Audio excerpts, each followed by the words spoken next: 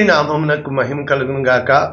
ప్రభునందు ప్రియులరా, మన ప్రభువు రక్షకుడునైన క్రీస్తు యేసు పరిశుద్ధ నామములో మీ అందరికీ శుభములు. 15వ తేదీ జనవరి మాసము 2025వ సంవత్సరం. ఈరోజు దేవుడు నీతో చెప్తున్న మాట, నిన్ను స్వస్థపరచు యెహోవా నేనే. హల్లెలూయా. నిన్ను స్వస్థపరచు యెహోవాను నేనే, జెహోవా రాఫా. ఇప్పుడు ఏ విధముగా తన్ని తాను దేవుడు చూపించుకుంటున్నాడు? స్వస్థపరచు యెహోవా. పూర్తి వచనము నిర్గమకాండము 15వ అధ్యాయము 26వ వచనం. మీ దేవుడైన యెహోవా వాక్కును శ్రద్ధగా విని ఆయన ఆజ్ఞాపించిన ఆజ్ఞలకు విధేయులై ఆయన దృష్టికి న్యాయమైనది చేసి ఆయన కట్టడలన్నింటినీ అనుసరించి నడిచిన ఎడలా, because if you do this, నేను ఐగుప్తీయులకు కలుగ చేసిన రోగములలో ఏదియు మీకు రానియను. నిన్ను స్వస్థపరచు యెహోవాను నేనే. కాబట్టి నిన్ను దేవుడు స్వస్థపరచాలని ఆశపడుతున్నాడు. మొట్టమొదట స్వస్థత అన్న వెంటనే మనం దేన్ని చూస్తాము? రోగాలను చూస్తాం. కానీ ఇక్కడ ఏం చెప్తున్నాడు? ఆయన వాక్కును శ్రద్ధగా విని, నెంబర్ 1, ఆయన దృష్టికి న్యాయమైనదిగా చేసి, అంటే వినడము చేయడము. మనము ఏది వింటామో అది నమ్ముతుంది. కారణం ఏంటంటే, ఎదుటోళ్ళ గురించి చెడు చెప్పారనుకోండి, త్వరగా వింటాము, త్వరగా నమ్ముతాం. ఎంత చక్కగా వింటామో ఆ మాటలు. కానీ దేవుని గూర్చి వినుట విశ్వాసము కలుగ చేస్తుంది. అయితే విన్న వాక్యాన్ని అప్లై చేయడమే సాక్ష్యము, విశ్వాసము అంటారు. కాబట్టి ఆయన నమ్మడము అంటే మనం ప్రశాంతంగా ఉండాలి. ఆయన చేస్తూ ఉంటాడు, ఆయన్ని చేయనివ్వాలి. మనం మాత్రం ఏం చేయాలి? ఆయన దృష్టికి న్యాయమైనది చేసి. కనుక ప్రభువునందు ప్రియులరా, ఇక్కడ కండిషన్ ఏంటంటే ఆయన ఆజ్ఞలు, ఆయన కట్టడము. అంటే ఒక్క మాట చెప్తాను, అర్థమయ్యేటట్టు సింపుల్. ఇప్పుడు ల్యాప్టాప్ కొనుక్కున్నాం, పోలే స్మార్ట్ ఫోన్ కొనుక్కున్నాం. ఫోన్ నీదే, నీ ఇష్టం ఎలా అన్నా వాడుకో. ఆ ఛార్జింగ్ పెట్టి అలాగే వదిలేసావు అనుకో, అది కాలిపోద్ది. అదే విధంగా అలా ఎండలో వదిలేసావు అనుకో, కాలిపోద్ది. నీటిలో పడేసావు అనుకో, కాలిపోద్ది. అంటే అర్థం ఏంటి? ఫోన్ నీదే, కానీ దాన్ని ఎలా వాడాలో తెలియాలి. అప్పుడు అది దీర్ఘకాలము మన్నుతుంది. అదే విధముగా ఏది పడితే అది ఒత్తేయకూడదు. అన్నీ వచ్చేస్తే పాడైపోద్ది. అయ్యా నా ఫోన్ బంద్ చేయట్లేదు అంటారు. కానీ ఇదే ఫోను జాగ్రత్తగా నువ్వు వాడుకున్నావు అనుకోండి, 10 కాలాల పాటు చల్లగా ఉంటుంది. అంటే నీకివ్వబడిన జీవితమును ఏ విధముగా జీవించాలో అది ఆ విధంగా కాకుండా అనేకమైనవి వచ్చి పడుతూ ఉంటాయి. ఈ స్మార్ట్ ఫోన్లో వస్తున్నట్టు. కానీ నువ్వు దేన్ని పడితే దాన్ని వత్తకూడదు, చూడకూడదు, చేయకూడదు. కాబట్టి ప్రభువునందు ప్రియులరా, నీ జీవితం విలువైనదిగా దేవుడు చేస్తున్నాడు.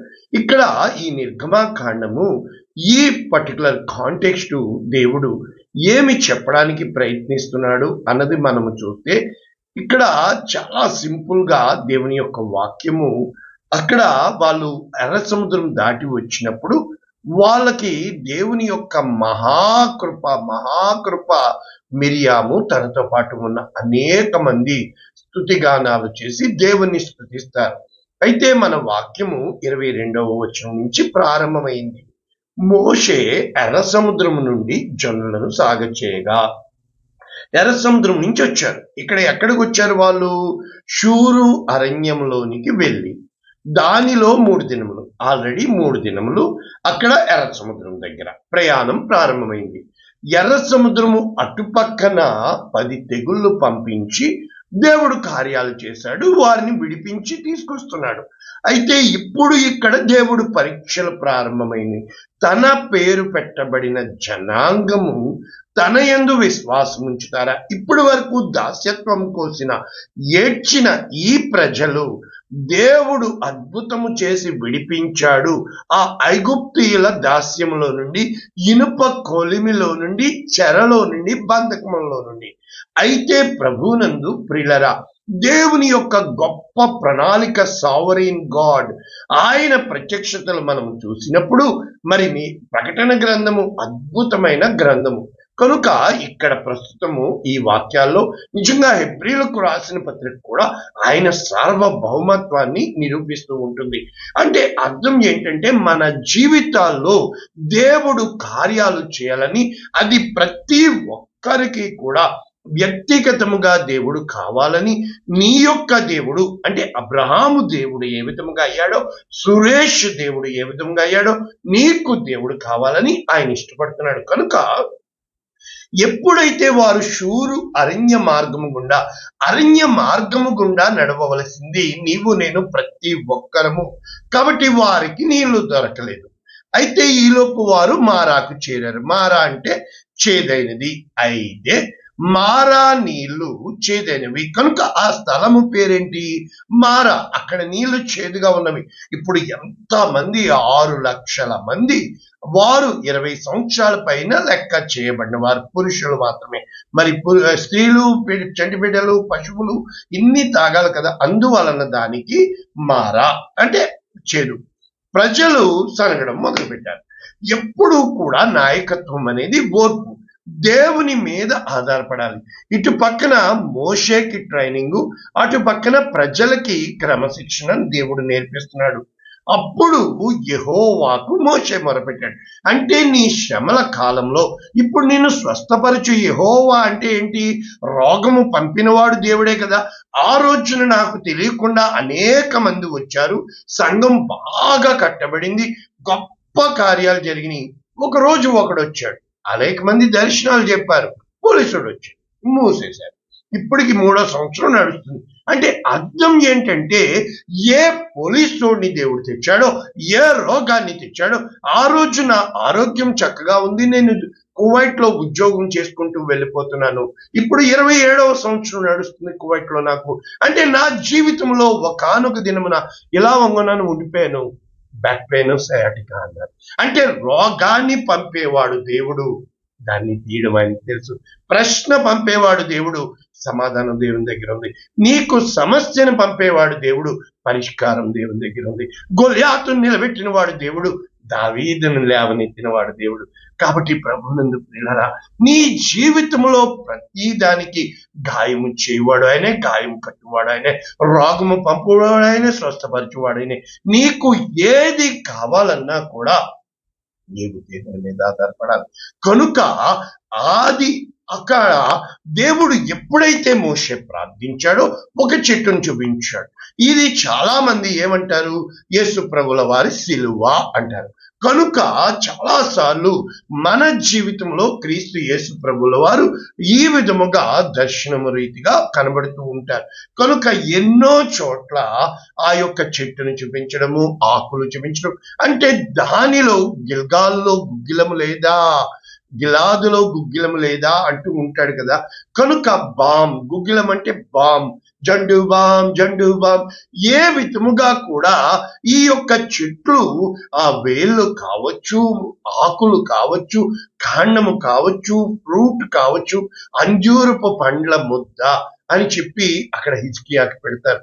కనుక ఆ చెట్టు కొమ్మ వేసినప్పుడు ఆ గొడ్డలి తేలింది ఎలీషా కాలంలో. ఇక్కడ మారా నీళ్లు మధురముగా మారిని. అంటే యేసు క్రీస్తు ప్రభుల వారి సిలువ అన్నారు, అది చెప్పాను. కానీ అంటే ఆ చెట్టు వేయక ముందు నీళ్లు మారాను పోలిన చేదైన స్థలముల ద్వారా పోవలసి ఉన్నానేమి, నీరక్షకుండగు యేసే నడుపును, మారాని తనదు మాట నమ్ము. సియోను పాటలు సంతోషముగా పాడుచు సియోను వెళ్ళేదము. ఈ విధముగా నీ జీవితంలో ప్రతి కార్యానికి పరిష్కారం ఉంది. తాళం కప్ప ఎంత పెద్దదైనా చిన్నదే కదా, కారు ఎంత పెద్దదైనా తాళం చిన్నదే కదా. దేవుని దగ్గర ప్రతి ప్రశ్నకి పరిష్కారం ఉంది. ఇప్పుడు ఇక్కడ అది ఆ నీళ్ళలో వేసిన తర్వాత నీళ్లు మధురములాయను. అక్కడ వారికి కట్టడలు విధించి పరీక్షించాడు. కాబట్టి ఇప్పుడు చెప్పబడుతున్న మాట ఇది. ఆయన మాట విని, కాబట్టి ప్రభునందు ప్రియులరా, దేవుడు ఎప్పుడూ కూడా నీతో నడిచేవాడు. తర్వాత ఎక్కడికి వచ్చారు? ఎలీముకు వచ్చారు. అక్కడ 12 నీటి బొగ్గలు, 70 ఈత చెట్లు. మరి అక్కడ వారికి సమృద్ధి దొరికిందే. నీ మార్గంలో ఎలీముకి ఈ యొక్క ఎర్ర సముద్రముకి మధ్యలో ఉన్నది మారా. ఎర్ర సముద్రము అటుపక్కన ఉన్నది ఐగుప్తు. ఈ రోజున నాకు సాక్ష్యం కలిగి ఉంది. గత సంవత్సరం ఇదే రోజుల్లో గుండె పగిలి ఏడుతూ ఏమి చెయ్యాలో నాకు తెలియక నేను ఇదిగోనండి క్యాలెండర్ మీ ముందు ఆ యొక్క 2024 మన యొక్క సంఘ క్యాలెండరు, మరి మహాసంఘమై ఇక్కడికి వస్తారు అని దేవుని వాగ్దానం తెలియజేస్తుంది. ఫిబ్రవరి 5 నేను ఇండియాకి బయలుదేరి వెళ్ళిపోయాను. మరి ఆ యొక్క గత సంవత్సరము 2024లో ఇక్కడ వాక్యములు ఏమున్నాయో మీకు క్షుణ్ణంగా చూస్తే నేను డిస్ప్లే చేసి పెడతాను. ఇక్కడ 5వ తారీఖు ఏమని ఉంది తెలుసా? ఏక మనస్సు కలుగ చేసి నూతన ఆత్మను పుట్టించేదను. తర్వాత 6 బలము తెచ్చుకొని నిన్ను పంపిన వాడను నేనే. 7 నిన్ను బహుతరములకు సంతోషకారణముగా. 8 నా సమాధాన నిబంధన చేయుచున్నాను. 9 నీవు ఘనకార్యములకు పూనుకొని నీవు విజయం పొందుతావు. 10 నీ కాలు చిక్కబడకుండా నేను నిన్ను తప్పిస్తాను. 11 నిన్ను హెచ్చించినట్లుగా ఆనంద తైలముతో అభిషేకించెదను. దేవుడు చెప్పిన ఏ మాట అయినా నిరర్ధకము కాదు. ఈ విధముగా ప్రభునందు ప్రియులరా, ఎన్ని వాగ్దానాలు నా జీవితంలో, ఆ గత సంవత్సరంలో ఉన్న వాగ్దానాలన్నీ కూడా నా జీవితంలో నెరవేరి, మన క్యాలెండర్ బహు ప్రాముఖ్యమైనది. ప్రతి వాగ్దానము నెరవేరుతుంది. ప్రతి రోజు నేను చెప్తున్న వాక్యములు నా జీవితంలో సాక్ష్యములు, నీ జీవితంలో మారా అనుభవం. కానీ గుర్తుపెట్టుకోండి, ఆ నీళ్లు చేదుగా చేయాలన్న దేవుడే, నీళ్లు మధురముగా చేయవాడు దేవుడే. నీ జీవితాన్ని మార్చువాడు, నీ స్థితిని చక్కబెట్టువాడు, నీ ప్రతి సమస్యకి పరిష్కారము నా దేవుడైన యేసుక్రీస్తు. కానీ ఆయన మాటకు నువ్వు లోబడతావా? ఎందుకు? మనుషులు రెచ్చగొడతారు, ఇదంటారు, అదంటారు, ఇచ్చే దేవుని చిత్తము నుండి నిన్ను తొలగించువారుగా, దేవుని దృష్టికి ఇష్టమైనది చేయకుండా వారుగా సైతాను వారిలో దూరి, ఎప్పుడైతే నీవు మనుష్య మాటలు లక్ష్య పెడతావో దేవునికి ఆయాసకరంగా ఉంటావు. కాబట్టి ద్వితీయోపదేశకాండము 7వ అధ్యాయం 11వ వచనం, కాబట్టి నేడు నేను నీకు ఆజ్ఞాపించు ధర్మము అనగా విధులు కట్టడలు మీరు అనుసరించి నడుచుకునవలను అని చెప్పుతూ నీకు నిబంధన చేసి, ఏమి చేయాలని ఆశపడుతున్నాడు? నిన్ను ప్రేమించి ఆశీర్వదించి అభివృద్ధి చేసి, దేవుడు నీ గర్భఫలములోను భూఫలములోను సస్యశ్యామలములతోను ద్రాక్షారసమును నూనెను పశువుల మందలను మరి గొర్రెల మందలను మేకల మందలను దీవించును. సమస్త జనుల కంటే ఎక్కువగా ఆశీర్వదించబడుదువు. నీలో మగవానికే గాని ఆడదానికే గాని గొడ్డుతనం ఉండదు, నీ పశువులలోనైనా ఉండదు. నీ యొద్ద నుండి సర్వ రోగములను తొలగించి నీవు ఎరిగి ఉన్న ఐగుప్తిలోని కఠినమైన క్షయవాదులన్నింటినీ నీకు దూరపరిచి నిన్ను ద్వేషించు వారందరి మీదకు పంపును. అదే విధంగా 28వ అధ్యాయం మనకు తెలుసు, నీవు నీ దేవుడైన యెహోవా మాట శ్రద్ధగా విని నేడు నేను నీకు ఆజ్ఞాపించు ఆయన ఆజ్ఞలన్నింటినీ అనుసరించి నడుచుకుని ఎడల నీ దేవుడని యెహోవా భూమి మీదనున్న సమస్త జనుల కంటే హెచ్చించి తలగా పెడతాడు, తోకగా పెట్టడు. ఎన్ని వాగ్దానములు! మరి సొలొమోను మందిరము కట్టిన తర్వాత దేవుడు ప్రత్యక్షమై ఆ యొక్క దినవృత్తాంతములు 2వ గ్రంథము 7వ అధ్యాయం 12వ వచనం నుంచి, యెహోవా రాత్రి యందు సొలొమోనునకు ప్రత్యక్షమై నీ విన్నపము అంగీకరించి ఈ స్థలమును నాకు బలులు అర్పించు మందిరముగా కోరుకుంటుని. వాన కురియకుండా నేను ఆకాశమును మూసినప్పుడే గాని, అంటే ఆకాశము మూసేవాడు దేవుడు, తెరిచేవాడు దేవుడు. దేశమును నాశనము చేటుకు మిడతలకు సెలవిచ్చినప్పుడే నాశనమునకు అంగీకరించేవాడు దేవుడు. చూసారా, నాశనమును అరికట్టేవాడు దేవుడు. జనుల మీదకి తెగులు రప్పించినప్పుడే గాని నా జనుల మీదకి, చూసా, తెగులును రప్పించువాడు దేవుడు, తెగులును మూసేవాడు దేవుడు.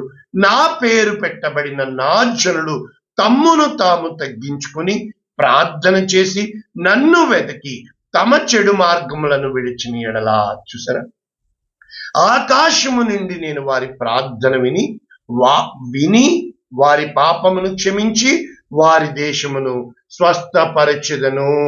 కాబట్టి ప్రభునందు ప్రియులారా, ఎప్పుడైతే నీ యొక్క అంటే ఈ స్థలమందు చేయబడు ప్రార్థన మీద నా కను దృష్టి ఉంచుతాను. ఈరోజు ఇప్పుడు నీతో వాక్యం చెప్తుంటే నాతో దేవుడు మాట్లాడుతున్నాడు.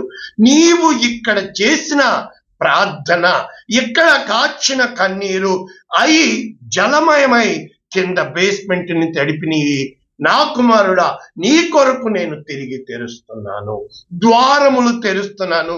నీ కన్ను కన్నీటి ఓటగా, నీ తల జలమయముగా చేశావు. నీ కన్నీటి ఓటుతో నేను తెరిచి నేను మూసిన దేవుడను తిరిగి తెరిపిస్తున్నాను. నాకు అసాధ్యమైనది ఏదైనా కలదా?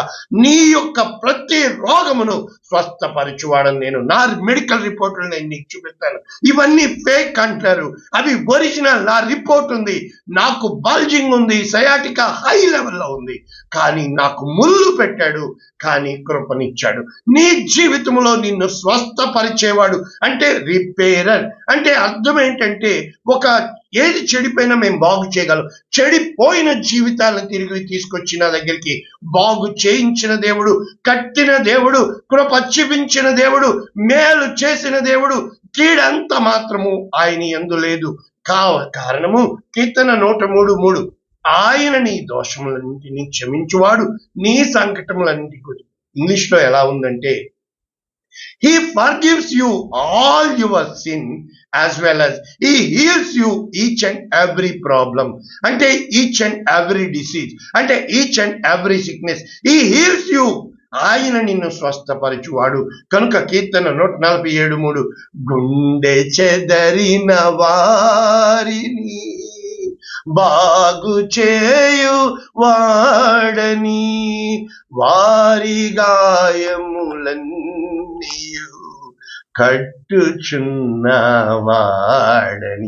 ఏ రోజునైతే దేవునికి నువ్వు ప్రియమైన వాడిగా ఉంటావో, దేవునికి ఇష్టమైన వాడిగా ఉంటావో, యెషయా గ్రంథము 53:3, యేసు క్రీస్తు ప్రభుల వారు నా కోసం, అతడు ఆయన అంటే యేసుక్రీస్తు తృణీకరింపబడినవాడు, మనుష్యుల వల్ల విసర్జింపబడినవాడు, వ్యసనాక్రాంతుడు, వ్యాధిని అనుభవించిన వాడు, మనుష్యులు చూడనలని వాడు, అయితే అతను తృణీకరింపబడిన వాడు కనుక మనము ఎన్నిక చేయకపోతిమి.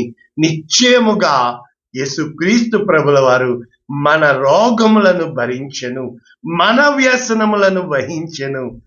ఆయన దేవుని చేత మొత్తబడిన వానిగాను, దేవుని వలన బాధింపబడిన వానిగాను, శ్రమనొందిన వానిగాను నా జీవితం ఉందండి. ఎంతగా అన్యాయం అయిపోయినంటే, మన అతిక్రమ క్రియలను బట్టి అతడు గాయపరచబడిను, మన దోషములను బట్టి యేసుక్రీస్తు నలగగొట్టబడిను, మన సమాధానమైన శిక్ష యేసుక్రీస్తు మీద పడిను. అతడు పొందిన దెబ్బల చేత మనకు స్వస్థత కలిగి ఉన్నది. మనమందరము గొర్రెల వలె త్రోవ తప్పిపోతుమి, మనలో ప్రతివాడు తనకిష్టమైన త్రోవను తొలగెను. యెహోవా మన అందరి దోషము అతని మీద మోపి. ఇంకా మిగిలిన మీరు చదువుకోండి. ప్రభునందు ప్రియులరా, నిన్ను పరీక్షించుటకు, నిన్ను పొట్టము వేయుటకు కారణం ఏంటంటే, ఈ యొక్క మనము చూస్తే I am the Lord who heals you, Jehovah Rapha అంటే అర్థం ఏంటంటే, అది నిబంధన నామము కనుక ఆయన యొక్క నిత్య జీవము, నిత్యము. కాబట్టి సెల్ఫ్ ఎగ్జిస్టింగ్ నేచర్, ఆయన ఏమై ఉన్నాడు అనే భావాన్ని వ్యక్తపరిచే విధంగా ఉంటుంది. అంటే రఫా అన్న మాటకి టు రిస్టోర్ అంటే తిరిగి ఇవ్వబడుట, అదే విధంగా మేక్ యు హోల్ నిన్ను సంపూర్ణముగా చేయుట. ఆ యొక్క దేవుని వ్యక్తిత్వాన్ని, ఆయన యొక్క వాగ్దానాల్ని, ఆయన యొక్క ప్రణాళికను ఇంకా చెప్పాలంటే the assurance of healing is a corner stone of the biblical understanding of God. కనుక ఆ యొక్క అష్యూరెన్స్, ఆ నిశ్చయత, అంటే దేవునికి అసాధ్యమైనది ఏదీ లేదు. ఆయన స్వస్థపరిచే దేవుడు. అయితే ఎప్పుడైతే మనం స్వస్థతని హైలైట్ చేస్తున్నామో, ఇప్పుడు ఫేక్ అని చెప్తున్నారు. నా దగ్గరకు వచ్చిన ప్రతి ఒక్కళ్ళు స్వస్థపరచబడ్డారు. కానీ మొదట అంతరంగములో శుద్ధి చేయబడాలి, అంతరంగములో స్వస్థత కావాలి. Healing start from inside to out side. నీ యొక్క లోపల నుంచి వెలుపలికి హీలింగ్ రావాలి. ఎప్పుడైతే బయట మాత్రమే మూయబడుతుందో, చర్మం వచ్చేసింది కానీ లోపల సెప్టిక్ అయిపోతుంది. కనుక లోపల నుంచి బయటికి, నీలో నుంచి జీవజలముల ఓటలు, నీలో నుండి స్వస్థత, నీలో నుండి ఆశీర్వాదం, ఆ కన్యలు సెలయేరులై మొత్తం తడుపుతాయి. బిల్డింగ్ ని మారుస్తాయి. నీ పునాదులు కడతపడతాయి. దేవుని వాగ్దానములు, సత్యములు, ఆయన నా జీవితంలో సత్యమై ఉన్న దేవుడు, వాక్యమై ఉన్న దేవుడు, నీ జీవితాన్ని కట్టే దేవుడుగా ఉన్నాడు. ఇది వాక్యం. ప్రార్థన చేద్దాం. పరిశుద్ధుడా, ప్రేమ కలిగిన తండ్రి, కృపా కనికరములు కలిగిన దేవుడు అని నీ నమ్మకమైన చేతులకి మా జీవితాలు అప్పగించుకుంటూ, నిశ్చయముగా వాక్యం విన్న ఒక్కొక్కరిని పేరు చొప్పున దీవిస్తూ, నీవు నమ్మదగిన దేవుడు అని, నీ యొద్దకు వచ్చి వారిని ఎంత మాత్రము త్రోసివేమని సహాయము చేసి కృప చూపించమని యేసు శ్రేష్టమైన నామమున దీవిస్తున్నాము తండ్రి. Amen. God bless you all. దేవుడు దీవించుగాక. ఆమేన్.